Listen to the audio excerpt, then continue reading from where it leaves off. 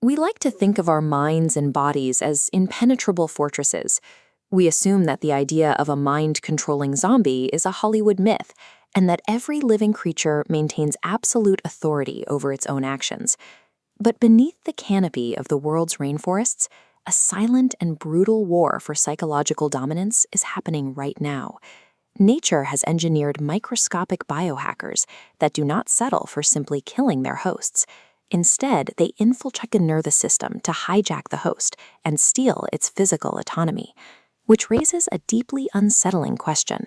How is it chemically possible for a microscopic organism to completely overwrite the free will of a complex animal?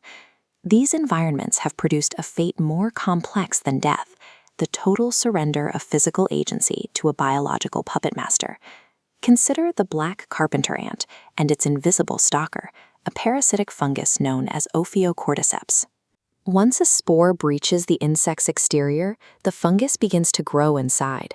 It deliberately consumes only non-vital tissue, leaving the muscles and organs intact to keep the host alive and fully mobile. Then, the spatial hijacking begins. The fungus forces the ant to abandon its colony instincts, scale a nearby plant, and lock its mandibles onto a specific leaf vein in a permanent death grip. This graph shows a cross-section of the rainforest canopy, plotting temperature and humidity levels.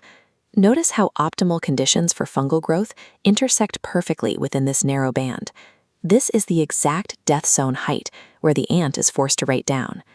Anchored in this microclimate, the ant dies, and a fungal stalk erupts from the back of its head to rain infective spores down onto the healthy foraging trails below.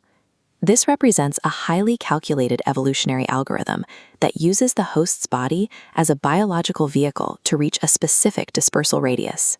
To understand how these biological firewalls are breached, we have to look closely inside the host's bloodstream to observe the actual mechanism of control.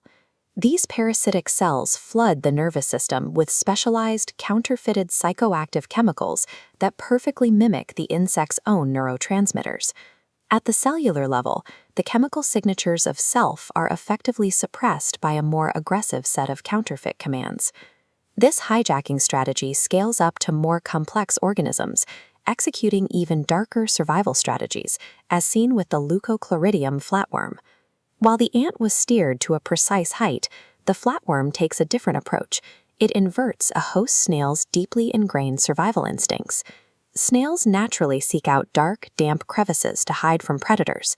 The parasite rewires this behavior entirely, forcing the snail out of the shadows and directly into blinding, open sunlight. Once exposed, the physical manipulation takes hold. The flatworm swells the snail's eye stalks into flashing, colorful displays that closely mimic the twitching movements of a juicy caterpillar. This loop diagram outlines the parasite's terrifying end goal.